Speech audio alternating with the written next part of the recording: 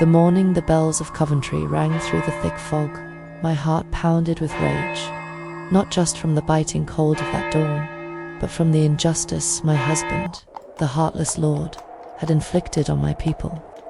Finally, after days of my pleading to save their lives and reduce the taxes, he set a condition for me that was like a blade: to ride naked through the town so he'd forgive the crushing taxes, but if anyone looked, they'd awaken his curse. I chose this path not out of desperation, but for the silence that had wrapped around Coventry's throat like a chain. I let down my golden hair, long and heavy, like silk covering my bare body.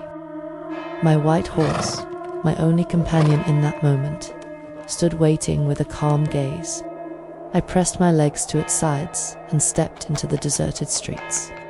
The sound of its hooves on the cobblestones hammered in my chest, as if it were the heartbeat of a city frozen in fear. The fog swirled around me, cold and damp, and the wind scratched my skin like icy fingers. Behind every locked door, every window covered with old rags, I could feel the held breaths of the people. They didn't see me, but I heard them, their fear, their hope. Halfway through, I felt it a sharp, forbidden gaze. It was Tom, the tailor. I saw his shadow through the crack in his window. His hands trembled, but his eyes didn't. His curiosity had outrun his reason. I said nothing, just kept my head high and went on. The taxes were forgiven.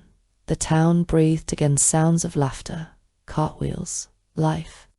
But the next morning, when I heard Tom had lost his eyes, it was as if a stone had settled on my heart. His face pale, the empty sockets of his eyes black. Was it a curse or fate? I don't know. The bells of Coventry still ring in my ears, and every time I think, I freed the people with my nakedness. But who else would dare pay the price of seeing me with their eyes?